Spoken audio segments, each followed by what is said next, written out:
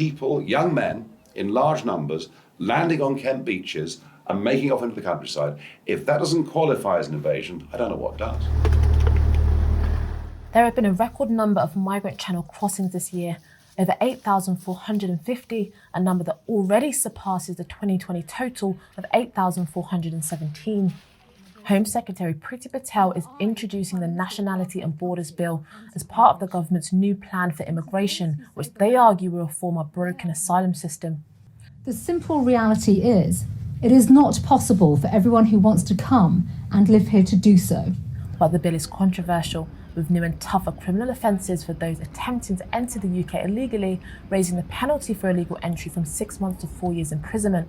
Andy Hewitt, head of advocacy at the Refugee Council, says the bill undermines the 1951 UN Refugee Convention. It's really problematic because it really kind of undermines the principle of the Refugee Convention, which absolutely recognises the need for people fleeing persecution, that they will need to make irregular journeys and they may need to enter a country irregularly for the purposes of claiming asylum.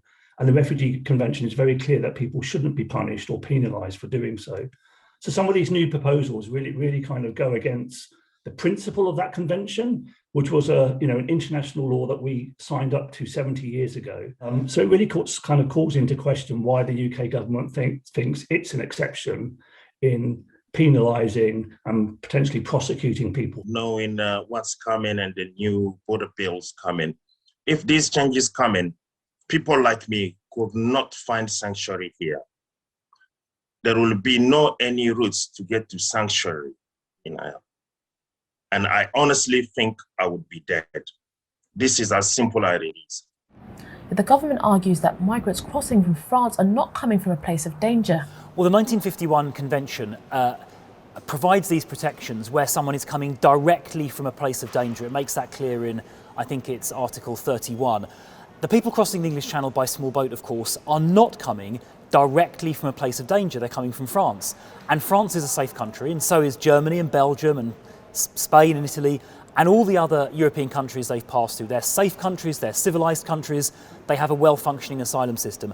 And there is no excuse at all for not claiming asylum in one of those countries that have previously been passed through. There is no excuse for crossing the English Channel in a journey that is dangerous, unnecessary and illegal. According to a June 2021 YouGov poll, the majority of the British public are in favour of the government's proposals, which would prevent migrants from applying for asylum in the UK if they came through a safe third country.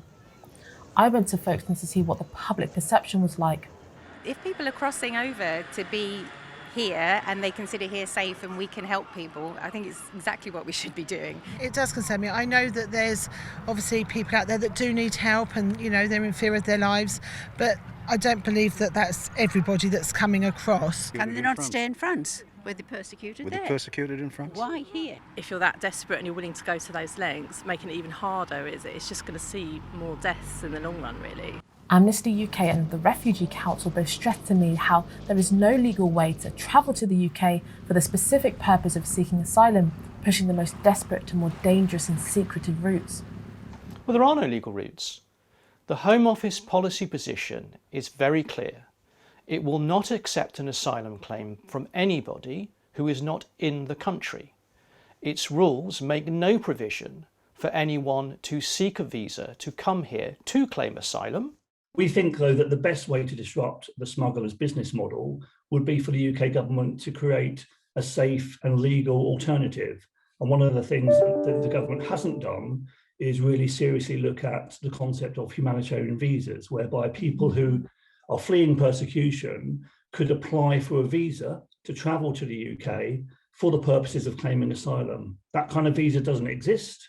And I think that would be the thing that would really help to disrupt the smugglers' business model. The fact is that people crossing the Channel over the last couple of years, in fact, have a disproportionately high success rate in our asylum system because they are very largely refugees. They're coming from the very places that it's well known people have to flee. I went to the Napier Barracks, a site in Folkestone where asylum seekers are being held as they wait for their application for refugee status to be processed. These asylum seekers all arrived illegally via Channel crossings. behind me, one of the barracks has actually been burnt down very recently.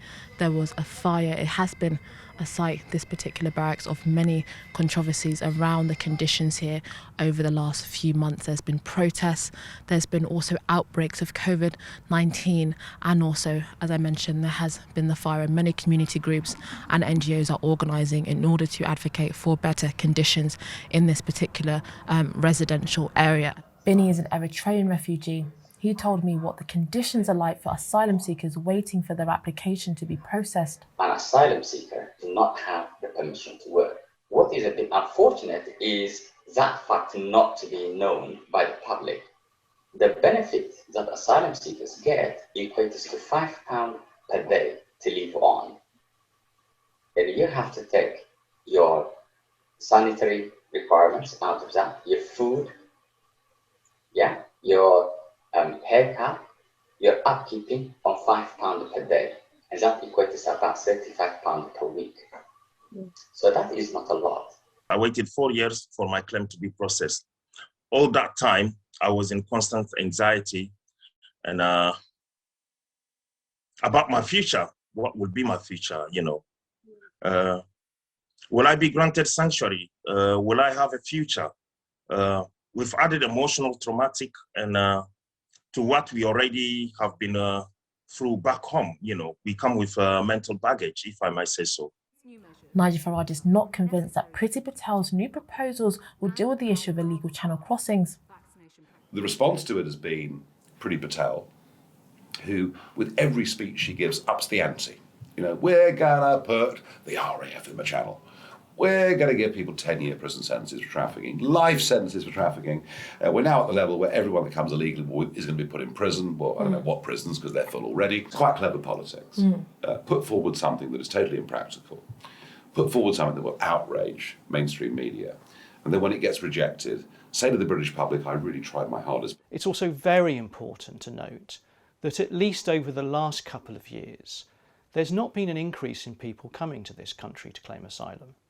There's been a larger proportion of people coming by this route rather than another.